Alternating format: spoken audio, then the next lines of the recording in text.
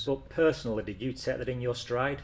Even though you said they're on another level, did you take that into your stride and move up to that next level? Well, I just always, I mean, I would never be someone to say that I've moved up to Zach Wilde's level, but not for the lack of trying. I knew instantly that the band that I was in was not good enough for what I wanted to achieve. So we did the tour, but all the time I knew this wasn't right. And we didn't get signed as a result of it, and I wasn't surprised, but me and Rod and I, whatever the correct English is, Smallwood, we said, it's close, but it's not close enough. And so that's when Matty Alfonsetti came on board with Jagged Edge. The word got out that we were looking for a new singer, and everyone kind of knew that I was kind of like putting this new band together.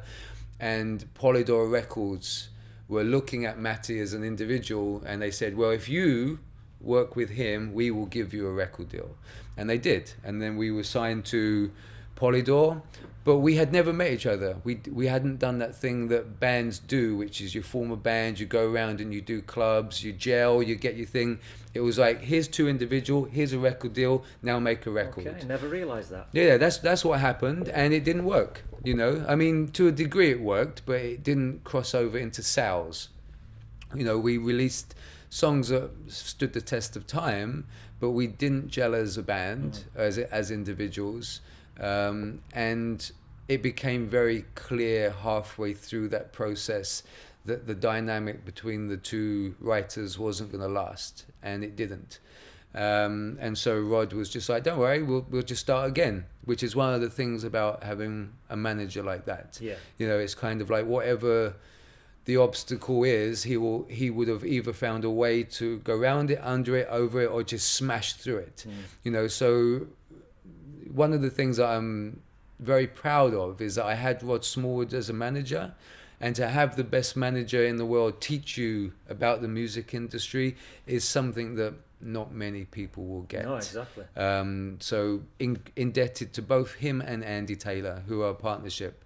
You know, without them, I wouldn't have gone on tour with Bruce Dickinson. I wouldn't have played on Bruce Dickinson's albums. Yep. You know, wouldn't have done all the things that we did. And Jagged Edge was the stepping stone to Skin. Prior to Jagged Edge, I'd actually asked Neville McDonald to join Jagged Edge. Okay. But he turned it down because he wanted to stick with Cougar. Yeah. I knew Cougar would ultimately collapse, and so it was just a waiting time. And so, ironically, Jagged Edge collapsed just as Cougar was running out of steam. And so I said, well, now?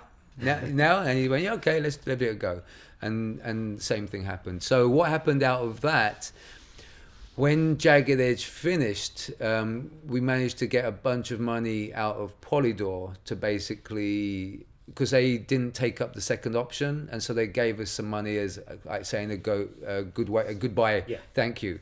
And out of that money, I had just enough money to put a new lineup together, record some demos, and finance a little tour, which was 10 shows.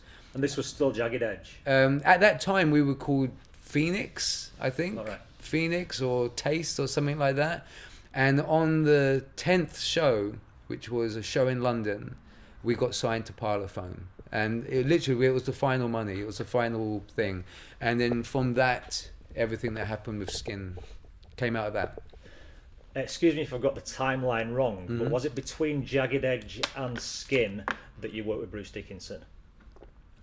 Or was it was like a crossover? There was when Bruce I'd formed Skin, and we were in the process of doing demos and doing all that sort of stuff, and Bruce was doing a song for Comic Relief. Yeah, Elected. Another Alice Cooper classic. Yes, exactly. And so, because we'd known each other from Jagged Edge, because we toured with Bruce Dickinson, you know, we had the same manager.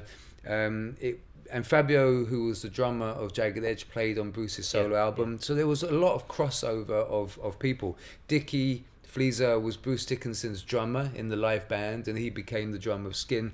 So it was all very interconnected, and so the writing with Bruce happened in that period of time.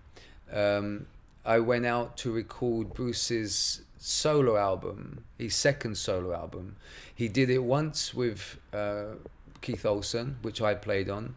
Then he did another one with someone else, Chris Tangarides, I think. Yeah. And then he did it a third time, and I only played on the first one. So it was all around that sort of time. But I worked with him directly before recording the first album with Skin. Is that how you got Keith Olsen to Yes. produce the first Skin album? Well, it was Through almost like I knew that he was doing Bruce's album, and so Rod said, "Well, would you like to do Skin as well?" And he was like, "Who's Skin?" And so he heard Look But Don't Touch and House of Love, and he goes, "Yeah, I would like to do this." Cool. And so literally as soon as he finished with Bruce Dickinson, then Skin came in and recorded the first album. So I was out in Los Angeles for a good period of time, which was very wonderful.